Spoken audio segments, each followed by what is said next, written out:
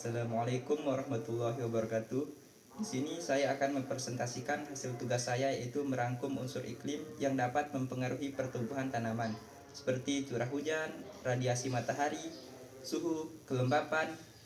Nah, di sini saya akan menjelaskan hasil rangkuman saya dengan PPT semua kelompok yang ada di sini, yaitu sebanyak 16 kelompok. Baiklah, untuk mempersingkat waktu, saya akan menjelaskan dari kelompok 1 terlebih dahulu, yaitu dengan judul Kajian Perubahan Curah Hujan Terhadap Produktivitas Tanaman Jagung (ZIMIS L) pada lahan kering. Metode atau cara perlakuan pengukuran. Metode yang digunakan di sini yaitu dengan cara perlakuan pengukuran. Hasil yang didapat yaitu dampak dari kurangnya intensitas hujan bisa mengakibatkan tanaman jagung menjadi kerdil dan menghasilkan buah yang kecil. Di samping itu, jika tidak ada irigasi tetap pada musim kemarau atau lahan kering, bisa mengakibatkan tanaman jagung layu permanen dan mati. Intensitas hujan yang berlebihan juga akan mengakibatkan pembusukan batang yang akan menyebabkan tanaman jagung mati jika tidak diberikan drainase. Selanjutnya, kita lanjut ke kelompok 2 dengan judul Uji Sirih Merah atau Fever Crocatum and Fade pada berbagai intensitas matahari dan media tanam. Di sini metodologi atau cara pelakuan yang digunakan sama, yaitu pengukuran. Hasil yang didapatkan yaitu hasil dari pelakuan pengaruh intensitas cahaya matahari terhadap tanaman daun sirih merah. Berdasarkan hasil pengamatan menunjukkan bahwa pertumbuhan panjang tunas yang optimal terjadi pada intensitas sinar 25% untuk media M2 sphagnum dan M3 serasah. Sementara pada intensitas sinar 50%, media M1 arang sekam dan M3 serasah memberikan hasil yang lebih baik. Dalam hal jumlah daun, semua pelakuan intensitas sinar memiliki pengaruh yang serupa. Meskipun medianya bervariasi, lebar daun yang optimal ditemukan pada intensitas sinar 25% dengan menggunakan media MI. Penelitian ini menunjukkan bahwa secara keseluruhan, naungan menyebabkan peningkatan kandungan klorofil A yang disebabkan oleh penggunaan paranet untuk membatasi paparan sinar matahari hingga 25%. Selanjutnya saya akan mempresentasikan kelompok 3 dengan judul Regresi Linier Berganda Kelembapan Udara dari Intensitas Cahaya Matahari Terhadap Produksi Tanaman Padi di Perkotaan. Di sini metode yang digunakan dalam penelitian yaitu analisis deskriptif. Hasil yang didapatkan diperoleh hasil persamaan atau uji regresi linier berganda di atas menunjukkan bahwa setiap kenaikan satu nilai variabel kelembapan udara akan menurunkan produksi padi sawah dan gogo di kota Medan sebesar 619,04 ton. Sedangkan setiap kenaikan satu nilai variabel penyinaran matahari akan menurunkan produksi padi sawah dan gogo di kota Medan sebesar 249,94 ton. Hal ini dapat diketahui bahwa setiap kenaikan kelembapan udara dan intensitas cahaya matahari di kota Medan berpengaruh besar terhadap produksi tanaman padi sawah dan ladang yang dihasilkan. Selanjutnya di sini kita akan melanjutkan ke kelompok 4 dengan judul Hubungan Curah Hujan dengan Produktivitas Apel atau Malus Silvestris Mill di Kabupaten Pasuruan, Jawa Timur. Yang pertama, metode yang digunakan dalam penelitian ini yaitu metode adaptasi petani dalam menghadapi curah hujan yang tinggi, biasanya dengan melakukan penyemprotan pestisida dengan interval yang pendek. Hasil yang didapatkan yaitu curah hujan memiliki pengaruh yang signifikan terhadap produktivitas apel. Jika curah hujan terlalu rendah, tanaman apel akan mengalami kekeringan dan sulit untuk tumbuh dengan optimal. Kekeringan dapat menyebabkan tanaman menjadi stres, menghambat pertumbuhan dan perkembangan buah, serta mengurangi produksi apel. Di sisi lain, jika curah hujan terlalu tinggi atau terjadi banjir, tanaman apel juga dapat terkena dampak negatif. Kelebihan air dapat menyebabkan akar tanaman busuk, mempengaruhi penyerapan nutrisi, dan meningkatkan resiko penyakit pada tanaman apel. Hal ini juga dapat menghambat proses penyerbukan dan pembuahan, yang berpotensi mengurangi jumlah buah yang dihasilkan.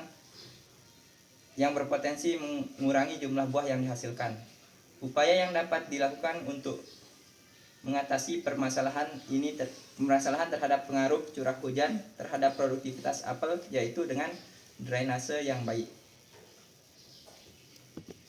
Selanjutnya ke kelompok 5 dengan judul pengaruh temperatur terhadap kecepatan pertumbuhan kacang tolo atau Pigna sp. Di sini cara perlakuan sampel pada penelitian ini yaitu tanaman Pigna sp yang diberi 3 perlakuan yaitu suhu ruang, oven, dan refrigerator dan dilakukan pengulangan sebanyak 3 kali. Hasil yang didapatkan yaitu pada suhu berkisar 21 derajat Celcius, proses fotosintesis akan berlangsung dengan optimal. Kondisi seperti itu, proses pembentukan glukosa akan berjalan dengan baik, sehingga fotosintat hasil dari proses fotosintesis dapat didistribusikan dengan baik ke seluruh tubuh tanam. Perubahan temperatur juga akan berpengaruh terhadap penyerapan unsur hara. Suhu tanah mempengaruhi kandungan air dalam tanah. Jika suhu tanah naik, maka kandungan air akan berkurang, yang mengakibatkan unsur hara dan mineral tidak dapat terserap secara maksimal. Dan sebaliknya, apabila suhu tanah rendah, kandungan air dalam tanah akan meningkat dan dapat mengakibatkan pengkristalan saat kondisi lingkungan ekstrim. Kondisi seperti itu akan mengakibatkan proses respirasi berlangsung tidak maksimal, sehingga terjadi translokasi pada tanaman menjadi lebih lama. Lambatnya fotosintesis akan mempengaruhi sintesis pati dan sukrosa pada tanaman.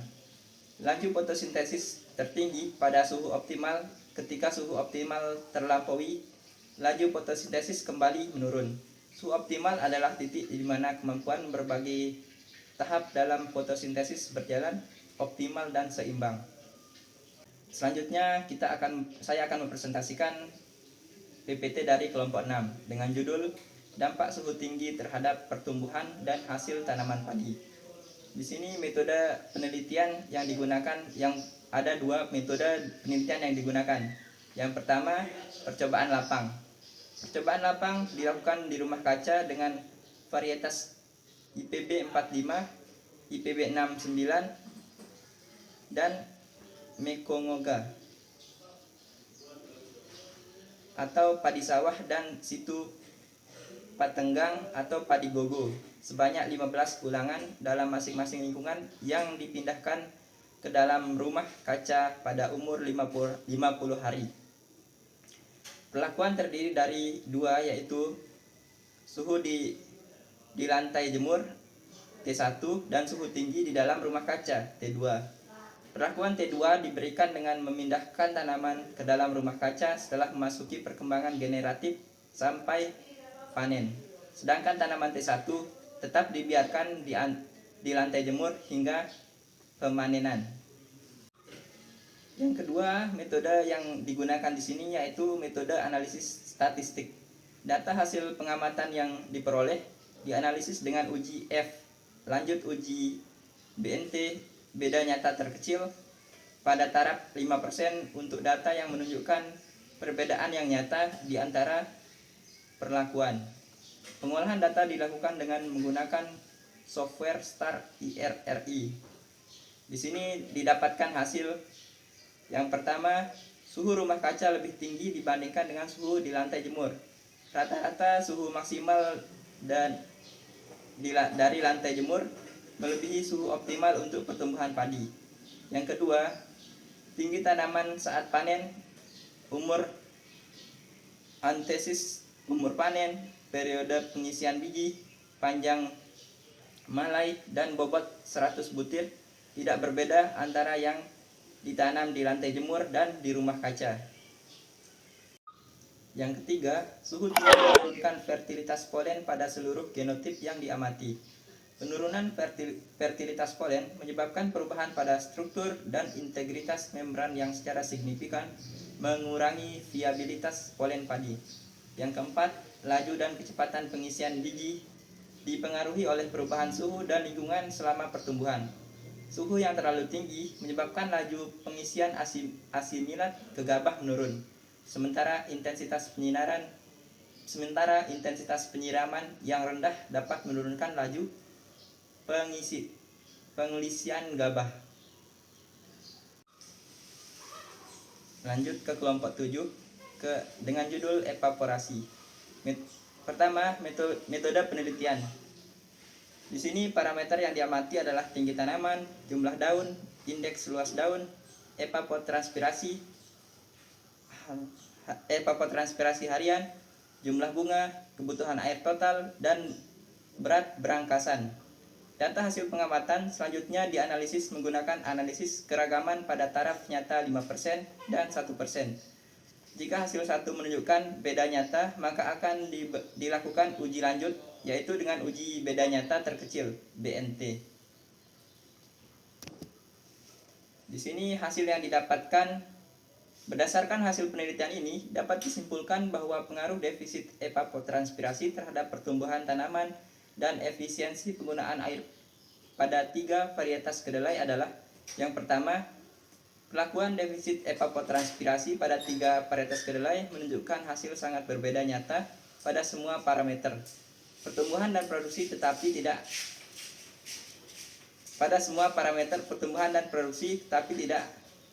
berbeda nyata pada interaksi.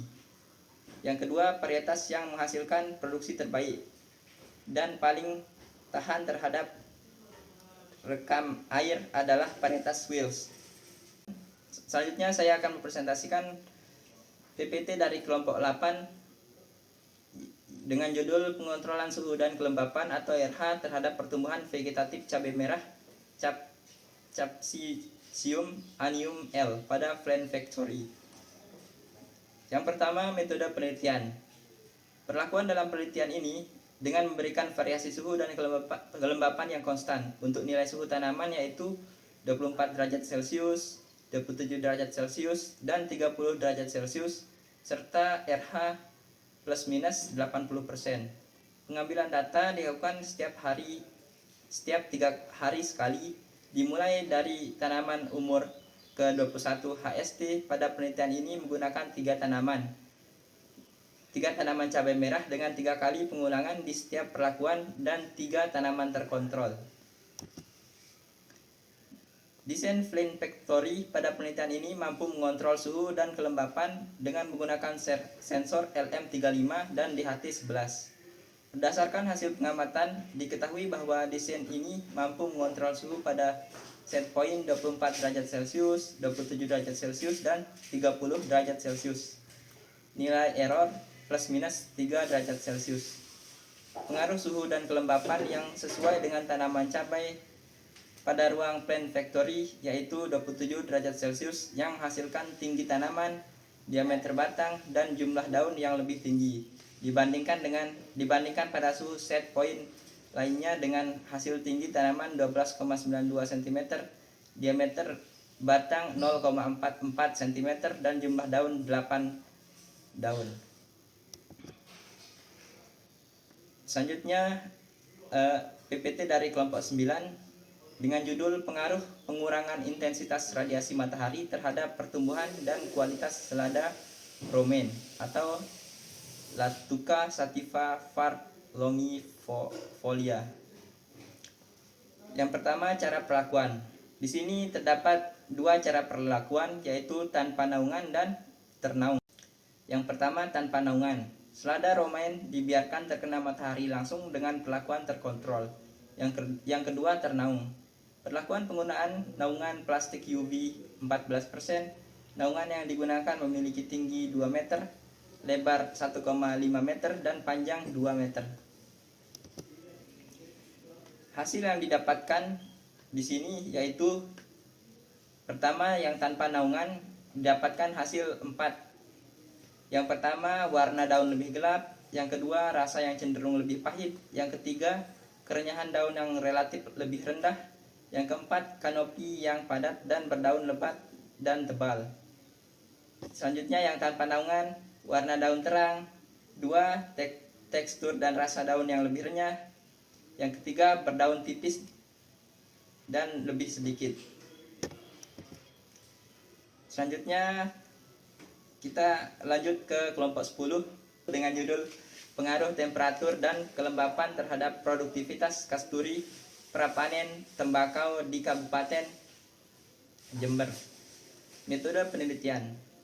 Perlakuan yang dapat dilakukan untuk mengatasi pengaruh kelembapan terhadap produktivitas tanaman tembakau kasturi di Kabupaten Jember antara lain adalah pengaturan drainase, penggunaan sistem irigasi yang tepat, serta penerapan teknik pengendalian penyakit tanaman. Hasil yang didapat yaitu hasil analisis regresi linier berganda yang menunjukkan bahwa proporsi pengaruh variabel temperatur dan kelembapan terhadap produktivitas tembakau sebesar 22,5%. Selain itu, perlakuan yang tepat juga dapat membantu dalam menjaga kesehatan tanaman dan mengurangi resiko penyakit tanaman akibat kelembapan berlebihan. Selanjutnya saya akan mempresentasikan PPT hasil rangkuman saya tentang PPT kelompok 11 dengan judul pengaruh cahaya matahari terhadap pertumbuhan tanaman kacang hijau. Cara perlakuan di sini terdapat 2 cara perlakuan. Yang pertama, perlakuan gelap dan perlakuan terang. Pada perlakuan gelap, biji kacang hijau yang sudah ditanam diletakkan pada tempat yang tertutup, tidak terjangkau atau terkena sinar matahari secara langsung. Yang kedua, pada perlakuan terang, biji kacang hijau yang sudah ditanam diletakkan pada tempat yang terbuka atau terpapar sinar matahari secara langsung. Hasil yang didapatkan di sini berdasarkan pengamatan tentang pengaruh cahaya matahari terhadap pertumbuhan tanaman kacang hijau, dapat disimpulkan bahwa cahaya matahari sangat berpengaruh terhadap proses pertumbuhan tanaman kacang hijau karena cahaya matahari akan mempengaruhi kerja hormon auksin pada tumbuhan. Hormon auksin dapat mempengaruhi peristiwa pertambahan panjang, batang, perkembangan buah, dan dominasi apikal serta bekerja pada kondisi gelap. Karena pada kondisi terang atau terkena cahaya sinar matahari, ia akan mengalami kerusakan. Selain itu, cahaya matahari berpengaruh terhadap proses fisiologis tanaman seperti melakukan fotosintesis karena dapat membantu tanaman menghasilkan klorofil atau zat hijau daun yang cukup untuk membuat makanannya sendiri sehingga warna daun menjadi hijau dan segar. Kita akan lanjut ke kelompok 13 dengan judul pengaruh perubahan iklim terhadap produktivitas tanaman cengkeh atau Syzygium aromaticum di Pulau Haruku, Kabupaten Maluku Tengah. Cara perlakuan. Penelitian ini merupakan gabungan antara penelitian kuantitatif dan kualitatif. Pengumpulan data dilakukan melalui survei lapang terhadap responden kunci dan pengumpulan data sekunder pada instansi terkait. Analisis kuantitatif digunakan untuk mengukur dampak perubahan beberapa variabel iklim terhadap produksi tanaman cengkeh. Kita lanjut ke hasil. Variabel suhu tidak berkorelasi dengan produksi, ditunjukkan dengan nilai R yang lebih kecil dari R tabel 0,632 pada lokasi penelitian dengan kontribusi hanya 22,9% selama 10 tahun terakhir. Suhu meningkatkan perkembangan tanaman sampai batas tertentu. Hubungan suhu dengan pertumbuhan tanaman menunjukkan hubungan yang linier sampai batas tertentu. Setelah tercapai titik maksimum atau puncak, hubungan kedua variabel itu menunjukkan hubungan parabolik. Selanjutnya kita lanjut dengan kelompok 14 dengan judul pengaruh intensitas cahaya matahari dan ketersediaan air terhadap tanaman cabai rawit M. Pertama, cara perlakuan. Metode ini dilakukan dengan menggunakan rancangan acak lengkap dengan dua perlakuan, yaitu berupa intensitas cahaya matahari yang terdiri dari 100%, intensitas cahaya matahari 4 atau setara dengan 4287 lux, dan 50% intensitas cahaya matahari setara dengan 2757 lux. Sedangkan yang kedua berupa kadar air dalam tanah sebagai media tanam yang terdiri dari 75%, 50%, dan 25%. Kapasitas lapang masing-masing kombinasi perlakuan diulang sebanyak 4 kali. Cara menggali tanah sampai kedalaman 20 cm, kemudian tanah diaduk secara merata dan dikering anginkan selama 3 hari. Yang selanjutnya yaitu hasilnya. Penelitian ini menunjukkan bahwa intensitas cahaya matahari sangat mempengaruhi pertumbuhan tanaman.